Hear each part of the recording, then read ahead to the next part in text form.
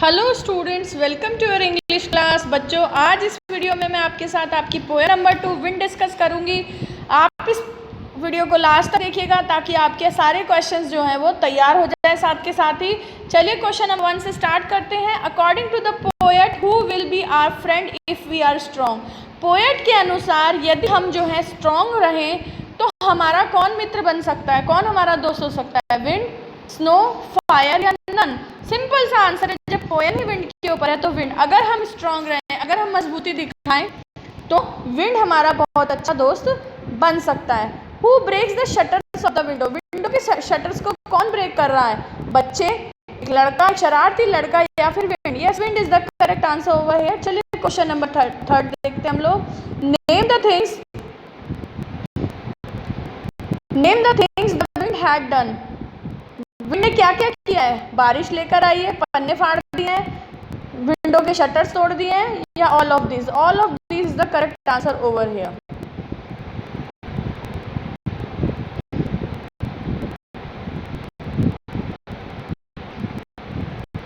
Now next question is, you tore the pages of the book, who is you referring to? तुमने जो है किताबों के page जो हैं वो फाड़ दिए हैं। यहाँ पर यू किसके लिए रेफर करा है पोएट ने? पोएट ने अपने लिए? नहीं तो विंड के लिए, किताबों के लिए, या पेजेस ऑफ बुक के लिए? विंड के लिए। Alright, now next question is, which word has been repeated in poem? इस पोएम में ऐसा कौन सा शब्द है जो बार बार रिपीट हो रहा है? स्टेडफास्ट, क्रश इज स्ट्रॉन्ग या क्रम्बलिंग? यहाँ पे कौन सा वर्ड बार बार यूज़ हो रहा है पोएम में? आप देखेंगे तो क्रम्बलिंग वर्ड यूज़ हो रहा है। Who are negatively affected by the wind? Wind से नेगेटिवली कौन इफेक्ट होता है?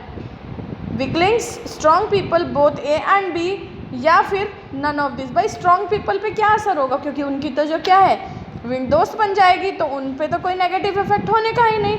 तो यहाँ पर जो आपका करेक्ट आंसर है वो है वीकलिंग्स, जो कमज़ोर लोग हैं।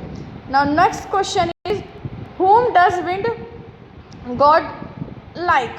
विंड गॉड जो है वो किसको पसंद करते हैं? कमज़ोर लोगों को, those who talks to it, जो उनसे बातें करते हैं वो, स्ट्रॉन्ग पीपल, या नन ऑफ दिस? वो स्ट्रॉन्ग पीपल को लाइक करते हैं।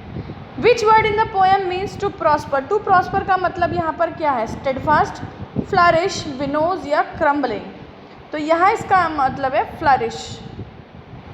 प्रॉस्पर का मतलब क्या है? फ्लरिश करना।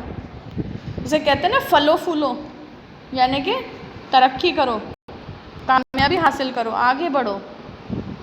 Next one is, the destructive power of the wind is a symbol of? जो विंड के अंदर तबाही करने की जो शक्ति है वो किस चीज़ का प्रतीक है? एडवर्सिटीज़ का, प्रॉब्लम्स का, चैलेंजेस का, या ऑल ऑफ दीज? इन सभी का तो नहीं है, केवल एडवर्सिटीज़ का। Alright, what is the message of this poem? इस पोएम का जो है मैसेज क्या है? Be firm and strong, make strong windows, stop the wind, या फिर all of this? Be firm and strong. आपको अपने आप में जो है मजबूत, शक्तिशाली, ताकतवर होने की ज़रूरत है, ठीक है ना, ताकि विंड का जो डिस्ट्रक्शन है वो आपका कुछ भी ना बिगाड़ सके। Next question is, whom does the poet make a request to? Poet किससे रिक्वेस्ट कर रहे हैं? द बुक्स, चिल्ड्रन, अपने बच्चों से, विंड से, या ऑल ऑफ दिस? वो विंड से रिक्वेस्ट कर रहे हैं। Which figure of speech has been use in the poem? Poem में कौन सी फिगर ऑफ स्पीच यूज़ हुई है? सिम्बॉलिज्म भी यूज़ हुआ है, एनाफोरा भी यूज़ हुआ है, पर्सोनिफिकेशन भी यूज़ हुआ है। तो all of this is the correct answer. Tell a word in the poem. Now question number 13 is, tell a word in the poem which is the antonym of foolish? Foolish का आपको antonym यानी foolish का आपको opposite बताना है। बहुत ही simple सा question है। क्लेवर, चतुर, फ्रेज, तारीफ करना, स्टेडफास्ट, या ऑल ऑफ दिस? इसका क्या मतलब होगा?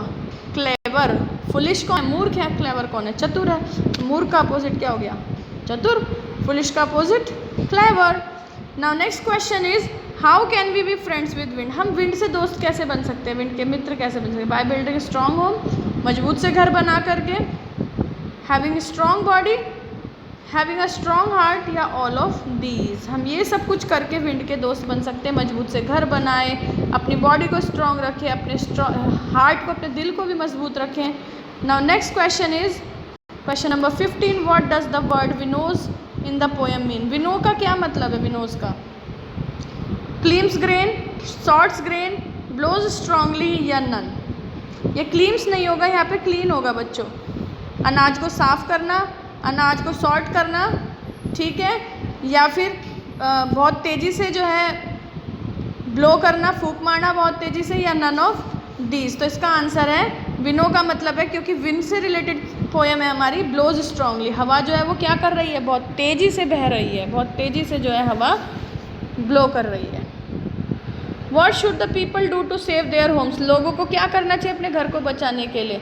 अच्छा सीमेंट इस्तेमाल करना चाहिए, मजबूत घर बनाने चाहिए, एक अच्छे से आर्किटेक्ट को कंसल्ट करना चाहिए, या नन ऑफ डीज। तो उन्हें क्या करना चाहिए, मजबूत से घर बनाने चाहिए, ताकि उनके घर जो है हवा से ख़राब ना हो, हवा में टूटे नहीं, तेज़ हवा में, नॉट सिंपल हवा बट बहुत strong wind. Wind has been compare to. Wind को किससे कंपेयर किया है यहाँ पर? फायर से, फ्लड से, अर्थक्वेक से, या गॉड से? यस, गॉड से कंपेयर किया गया है। He won't do what you tell him. वो नहीं करेगा जो तुम उसको कहोगे। Who is he in this line. यहाँ पर ही कौन है?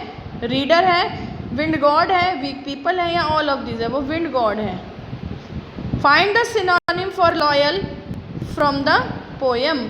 पोएम में से आपको लॉयल का सिनोनिम क्या होता है?